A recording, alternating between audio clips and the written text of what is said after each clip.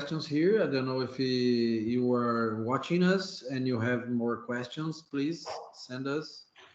We have here a few questions that I will start with Gabriel. Gabriel, what is the difference between GitOps and infrastructure as a code? Okay. So when you're doing infrastructure as a code, you actually, at the end, the last mile happened manually, the same that you are doing in other infrastructure that's not a code based. When you actually deploy the code, it happened with a deploy button or with a script that initiate by the Git environment, but the SCM environment. GitOps is where the Git do the operation, but the initiator is actually the environment themselves. So if we look, for example, on the Flux architecture or the Argo CD, the only entity that can initiate deployment is the Kubernetes cluster itself, and not the side of the CI/CD on the source control side. So GitOps is actually better enabler for infrastructure as code than just doing infrastructure as code with the native tool that's running it. Hope that answered the question, Logan. May I add a response to that, Gustavo, to that question? Sure. Yeah, So, sure. so yeah, I will just Sorry. add what Gabriel, kind of mentioned. So Yeah. I think with GitOps, you're more thinking about operations, right? Like not just, you declared your code as infrastructure and it's sitting somewhere where you can deploy it, or manage it in a way that you want, right? It's up to you. But with GitOps, it's more of a kind of, I would say, holistic process, right? You look at it as a whole from the beginning to the end in terms of, initiation of that code, versioning that, deploying, reverting it back, and managing it. So think about from operations perspective as a GitOps, while infrastructure as a code is more of a how you want to declare your code, Okay. infrastructure resources, so to speak. Okay. Very nice. Thank you very much. Would you like to add anything else to that, Audrey? No, I think that they actually answered it pretty well. All right. All right. Thank you very much, guys. Go. So the next question: what is the best way to of modeling your GitOps environments?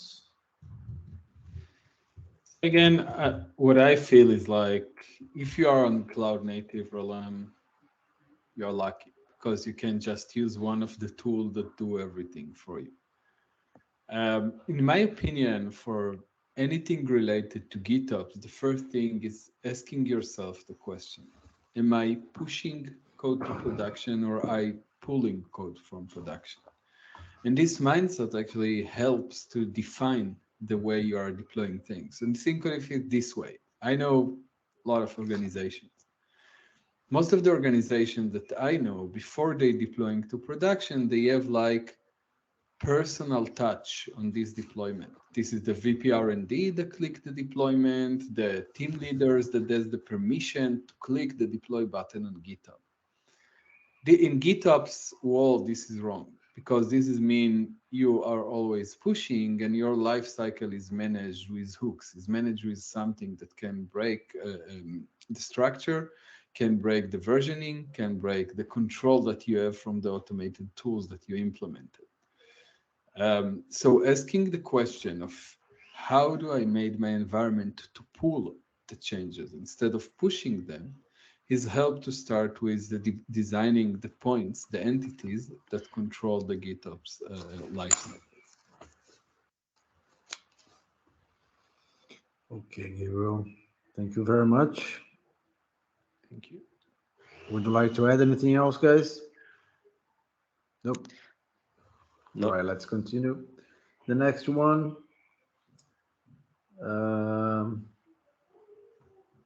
Elkhan, what is the difference between configuration management and IAC?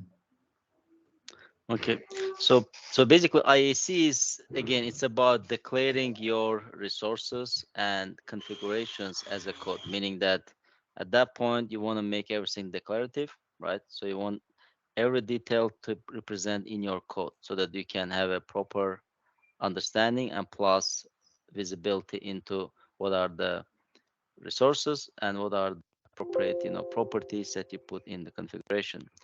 With configuration management, it's a CM, it's a different. So with configuration management, you talk about some process and tool how you manage the change of the configuration, which can happen, which should be different in my opinion, depending where you are deploying. Are you using in a dev environment, staging, or production, or any intermediate environment where you are deploying your resources? And as an example, just to give you in terms of configuration management, right? Uh, if you take from the perspective of the storage account, there are like premium tiers and other tiers when we speak about the cloud, and there is no need to deploy premium tier service into your development environment because you are not going to use that, right? Because mainly it is used for the extended support and as well as uh, replications and other wonderful features that that premium service may provide. So it's just a waste of, I believe, resource if you do that for the development purposes where you don't use that. So configuration management, again, it's all about how you want to manage the different configuration of your resources based on the different environments where you want to deploy. But with infrastructure as a code, it's all about how you declare them and make sure that they are visible and they are understandable as a code. All right. Thank you very much, Elhav. I have one question here for Audrey. How do you analyze, oops, no. How do you analyze a threat model? Yeah, so when you're actually creating your data flow diagrams, having a big understanding and having all the services in the system mapped out on a data flow diagram, then you could apply some of those threat modeling frameworks that we talked about in the presentation. I use Stride. So when you look at your data flow diagram and then you apply one of those threat modeling frameworks to that data flow diagram, then you can really start to think about misconfigurations or potential, unprotected endpoints, or let's just say like not using TLS, is something I've seen a few times too. And you don't really start to understand that bigger picture until you see all of the evidence in front of you, until you really have a comprehensive map on what you're actively already doing. Then you can't understand what is missing or what you need to do to mitigate against it. So I think that, just trying to get as much information as possible, diving deep into some of those services that you're using and seeing if there's any types of like security baselines, for example. I know Azure Services has a lot of these security baselines out there per service that you can really dive deep into understanding, some of the best things or worst things that can happen to the service. And then you can jump through, your resource groups, or you can actually look at your resources, go look at the code base, see like what types of tools your developers are using, or even try to help enforce some of those tool usages, or like go into the subscription and say like, oh, okay, you misconfigured this, which I've seen a lot, it happens a lot. Development's hard, especially with a lot of the cloud services that we have today in Azure. Like a lot of them you just turn on and you don't think about it, or you deploy it and you don't go look at it. So we just need to be vigilant and double check some of that, some of the things that we're currently doing in development. Yeah, thanks a lot. Another one for you as well, Audrey. Can you talk about how incorporate, let's see here. Can you talk about how incorporate risk, likelihood of threats in communications of risk to stakeholders? What happens when an executive doesn't understand the diagram?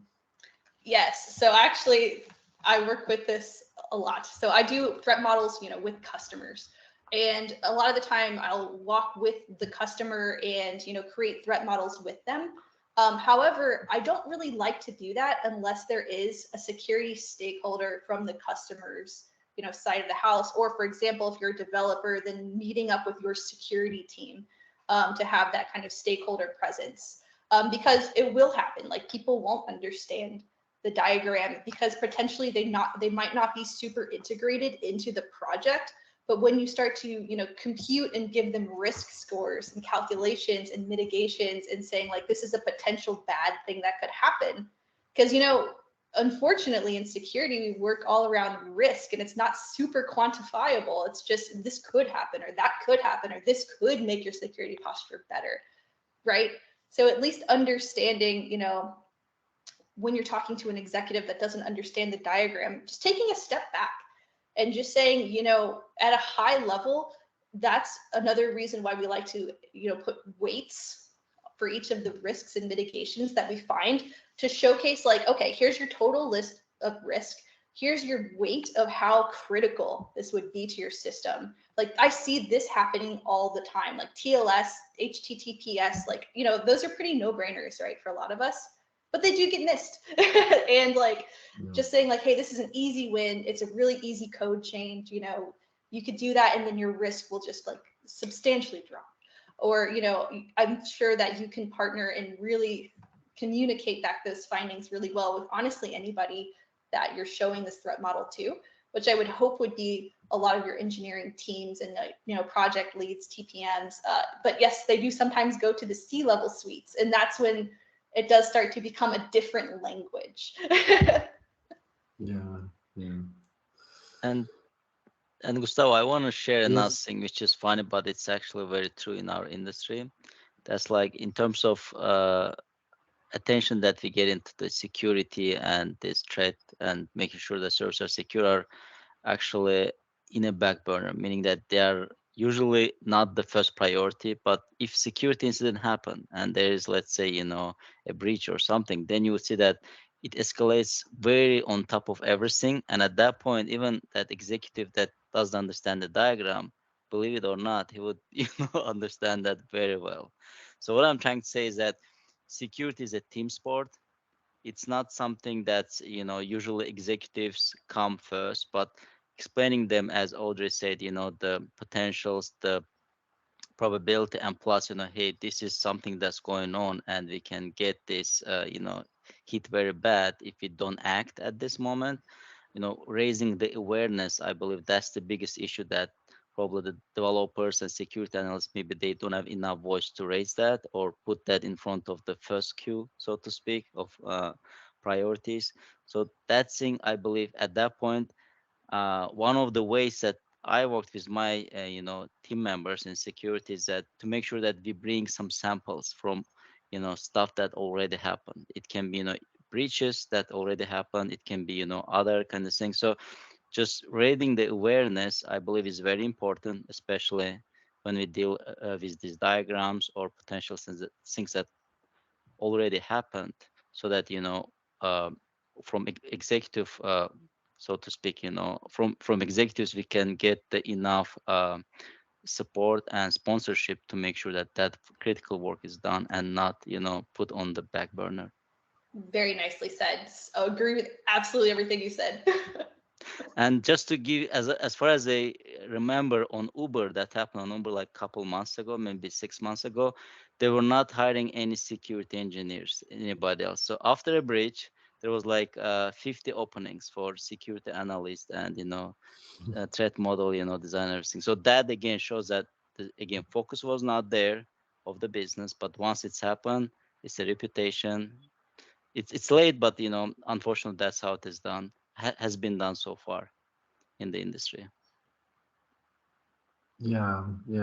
I've seen a lot of these examples that companies that they don't make an assessment of the risks, and then something happens and they spend like a lot of money. So they lose data, they lose money. So it's a lot of people now these days they are having another look on the risk assessment for Yeah. sure. Yeah. Yeah. But in addition to money, it's also reputation, right, of the service. If it's a hacked and insecure service, just think about that. The customer base that the private company is losing is going to be huge. So it's going to be very hard to bring them back, no matter what. Yeah, for sure. Thank you very much, guys. Very nice question. Elhan, which problems are best solved by infrastructure as a code? Well, okay. That's a good question. So I would say the best problem, I wouldn't say best problem, but I would say very very important problem that it solves is the compliance and visibility into what's happening in your environment. It solves the issue of control over your environment and understanding what's going on. Uh, but in terms of problem, the biggest problem is that it solves in a simple language. It's a consistency. It solves the issue of consistently having the same environment and configurations across different environments that you want to deploy, and being sure that what you intended to have there, the services and their configurations are set right. So consistency, I would say, the biggest thing. Plus, of course, compliance. Very nice. Guys, would you like to add anything? Nope. Yes. No, just thank you so much for inviting us to DevSecOps Global Summit 23, and it was great. It was awesome. Like super happy to be here, and really appreciate the opportunity. Yeah. Thank you Yes, all, thank guys. you. Oh, I'm sorry. Sure, Go ahead, sure. Lisa. Go ahead. Yes, thank you. Thank you, everyone. This is our last block of our first day. So thank you for your talks, for your knowledge, for your expertise that you sharing today. Thank you, Gustavo, for your help. As always, you are amazing moderator, and I will hope to see you tomorrow. So thank you, Gabriel. Thank you, Elkhan. Thank you, Thank Audrey. you. It was nice to see you today. Unfortunately, my colleague Mira cannot continue this project, but I'm happy that I have possibility also to be a part of this amazing event, and hope to see everyone tomorrow. We will continue with our senior day. So feel free to write your feedback after that day. We will send you feedback form. Your minds, your impressions are important for us. And let's stay in touch for our future DevOps Global Summit. Thank you, guys. Thank you very much for having us. Thank you very much. Thank you. Thank you. Enjoy the rest Alright. of your day. Bye. Ciao. Bye bye.